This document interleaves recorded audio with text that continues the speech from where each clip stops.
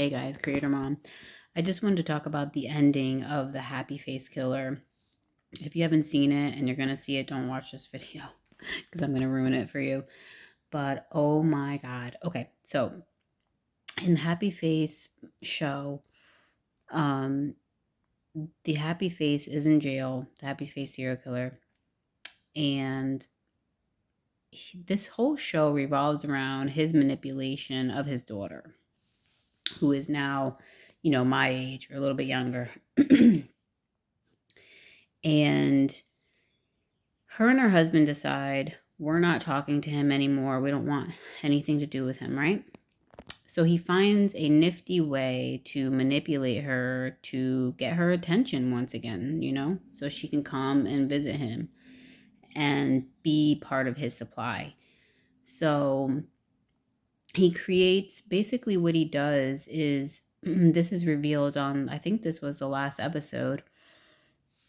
He basically admits that he killed this one girl who, and another guy is in jail for life for killing that one girl. So he comes down and says, no, it was me. I actually did it. Not that guy. That guy was falsely charged, falsely accused. So then he even has the means to like plant evidence and all this stuff, on the outside. So he does it.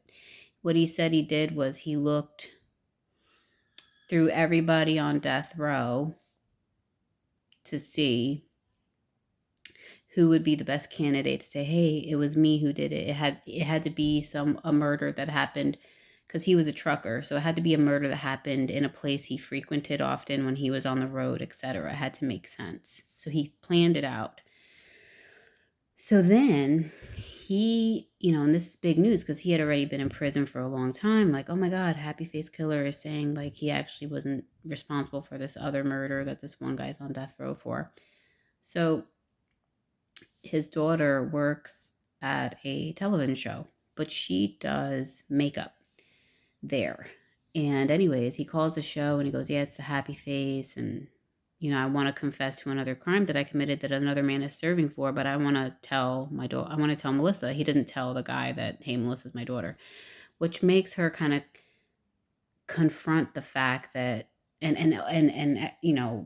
admit that, yeah, that I'm his daughter, because this whole time, this was a closed part of her life that nobody knew about her, So basically, she had to come all out in the open. Anyways, the point is that the only way he cooperates with the investigation so that they get this story and evidence of how he was in fact the killer was only through Melissa, his daughter. So this was part of his manipulation of her. So then, all right, so they think they solved the case. They're like, oh yeah, we found all the evidence that points to him, and the other guy even gets set free. Then they realize, oh shit, she says, my dad didn't do this. They find out through a series of events. I'm not going to go through into all the details, but they find out that her dad didn't even do it, that he made it all up. But they're like, wow, who did though? So then they actually do figure out who was responsible for the crime. Anyways, this is towards the end of the season, so they find out who was actually responsible. And at the same time, her husband, Melissa's husband, wants to find a way to get rid of the Happy Face Killer because he's just like a curse in their lives. He always wants to draw Melissa in, and he's very manipulative and charming. And the husband's just sick and tired of her father always reeling her back in. So he tries to like plan with one of the guards of the prison to like get him killed. But then he calls it off. He's like, no, don't do it. Well, I guess they went ahead with it. I don't know. But anyways, there's a scene in the show where they're in the prison yard and this guy's about to walk over with a knife to stab him, but then he has a heart attack. So I thought, okay, like I guess he's just maybe gonna die naturally. Well, anyways, he has this heart attack. And so Melissa's brother calls her and he's like, hey, dad's not doing well. He might not be around for much longer. Do you want to come see him or whatever? At first, she wasn't even going to. She was like, nah, I don't give a shit about him. I'm done with him, But then she feels inspired to actually go have a last word with him. And she's like, we found out the truth, Dad. Like, we know you didn't do it. You made all of this stuff up. Why did you do that?